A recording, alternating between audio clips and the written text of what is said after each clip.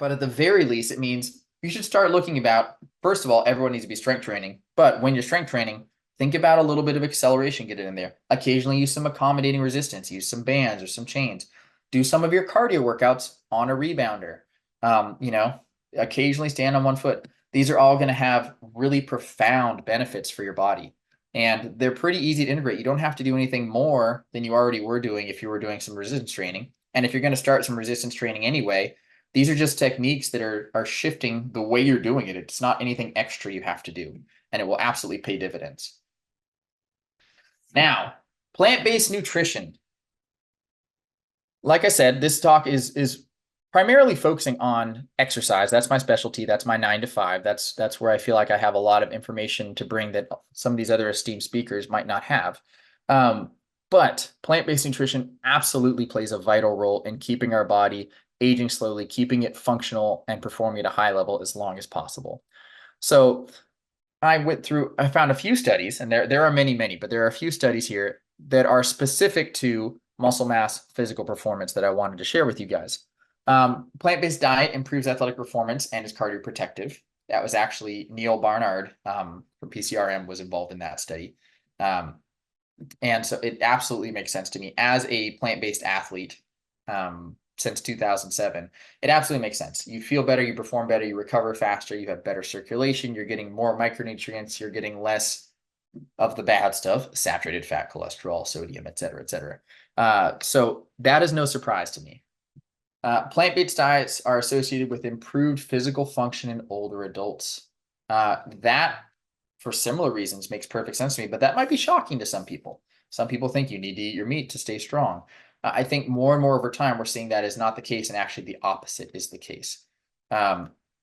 If you have your body aging more slowly because you're taking in antioxidants, you're taking in polyphenols, you're getting enough fiber in your diet, you're getting enough water in your diet, you're not taking in all these artery clogging things, and so you have better circulation, it makes sense that your body would age more slowly, would repair itself better, and that would translate to, over decades, better physical function. That is not any stretch of imagination for me. And hopefully it's not for you either, because it makes perfect sense. Plant protein builds just as much muscle as animal protein. This is a study, again, I shared with my discussion last year on strength training. If you take two groups, put them on resistance training programs, and make them eat just as much protein as the other, but one group is only eating plant-based protein, whole foods as well as protein supplement shakes, and the other group is only eating predominantly animal protein, the way most standard American diets eat, they're going to build just as much muscle. If you have the same workouts and the same amount of protein, plant protein builds just as much muscle, which is great. That means there's no reason to focus on that animal protein, even if you were to make the argument that it's going to work better. The research says it doesn't. It works just as well, and the plant protein has a whole host of other benefits. So there's really no ground for that animal protein to stand on. Higher plant protein intake was associated with reduced age-related muscle loss. And that's the chart I have over here on the right. This is looking at overall protein. You can see there's the light green is total protein. The dark green is vegetable-based protein, which I would argue just indicates how many total plants they were eating. This shows that older populations, and I believe this is older populations in a home in Taiwan, I want to say. I need to go back and look. But bottom line, older adults, and they were looking at compare older adults who are eating more protein to those eating less protein, or how much protein they're eating per day, who has more muscle mass, who's at more risk for low muscle mass, and then also do that same thing with plant protein in particular. So shouldn't be any surprise, people eating more protein had more muscle mass. We're at much lower risk of losing muscle mass. And that was even more pronounced for the plant protein. People eating more plants, I would argue, not just the protein, experienced less muscle loss or a lower risk of muscle loss.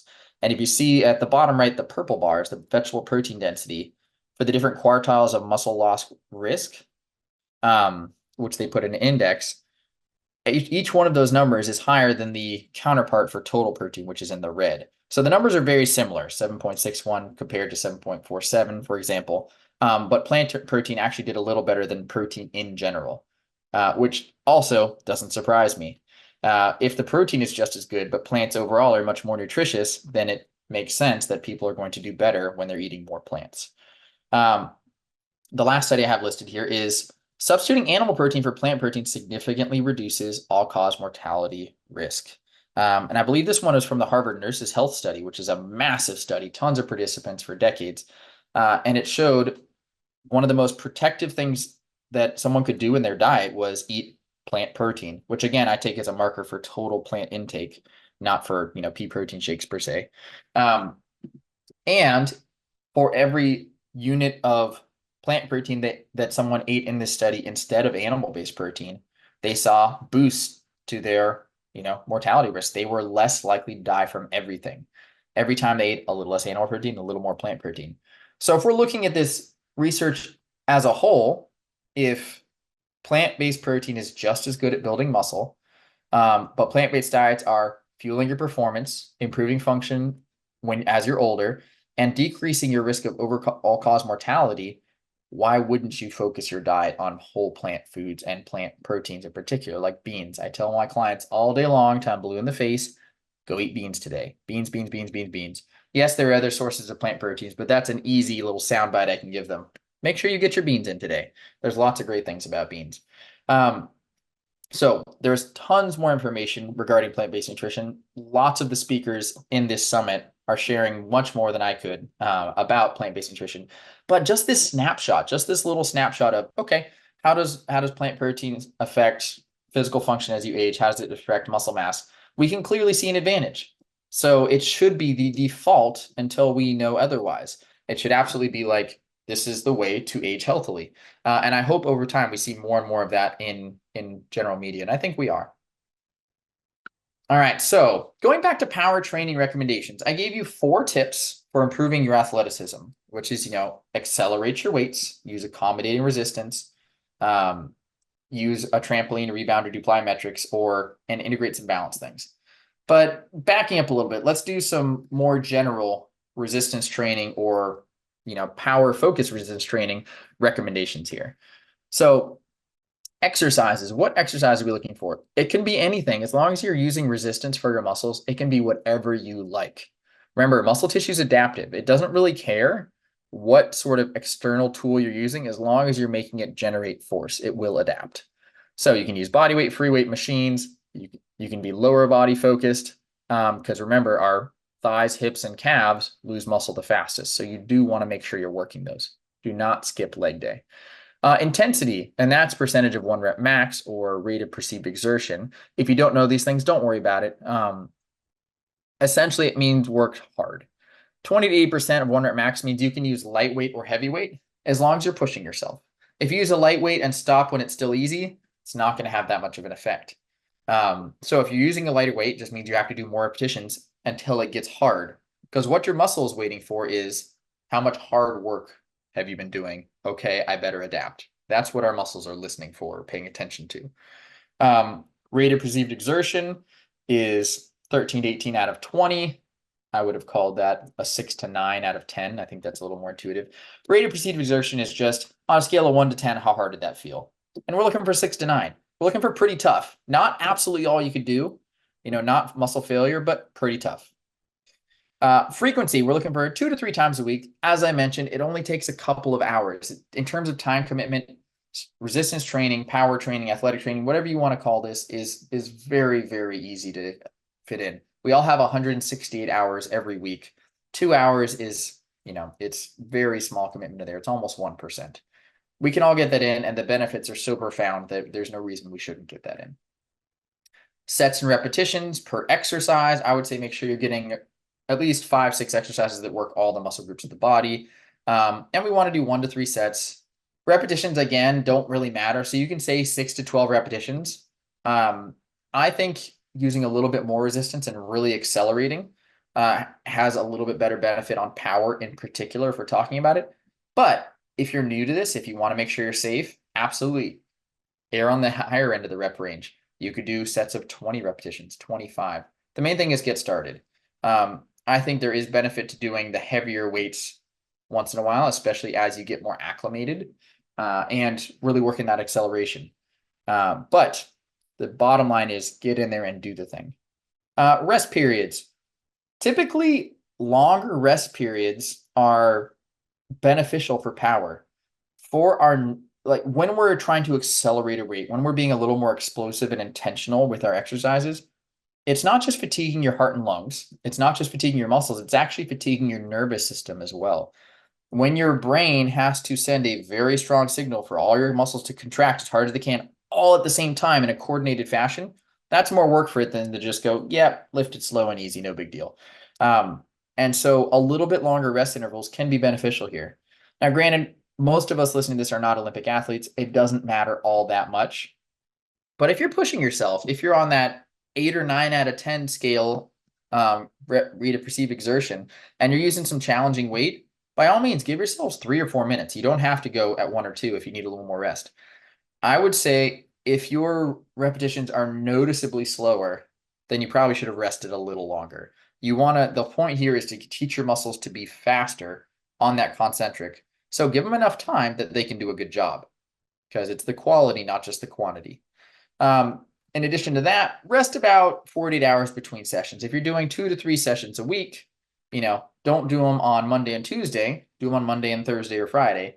That will space things out. That will give your body a chance to recover and adapt and become stronger. It's not the work that makes us stronger. It's adapting to the work, and that takes time. So give your body time to adapt. All right, safety considerations. Always consult with your doctor before starting an exercise program.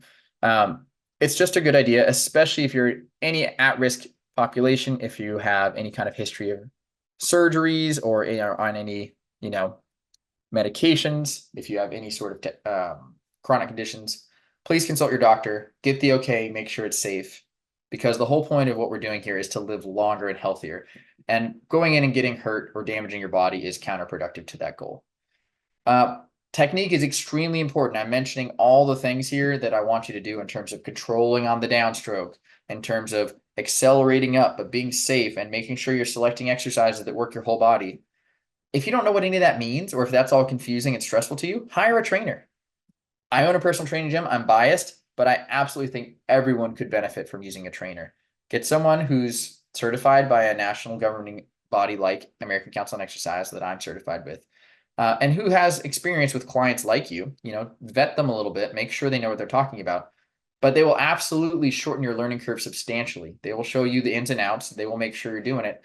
And the days that you just don't feel like being there, a trainer's job is to get you there and make sure you do it anyway. Because the number one metric that is going to spell success is consistency. If you show up and do the thing, it's going to work. Now, when you speak with your doctor, review any medications or contraindications that you may have, just to make sure everything's safe or there's not specific things that you need to watch out for. If you've herniated a disc in your neck and you can't lie down on a bench press, you need to talk to your doctor about that before you go down and lie down on a bench press at the gym. If you, say, for example, you've had bypass surgery or you're at high risk for a heart attack, do you need to limit your heart rate in the gym? Do you need to limit your blood pressure during exercises? Do you need to have some kind of monitoring equipment? These are things you want to talk to your doctor about if you're at a high risk population. It does not mean you cannot do it. You absolutely can get in there and improve and get stronger and healthier and better. But you need to be smart about it. Take care, ask the right questions, and take the right precautions so that you can maximize your chance of success.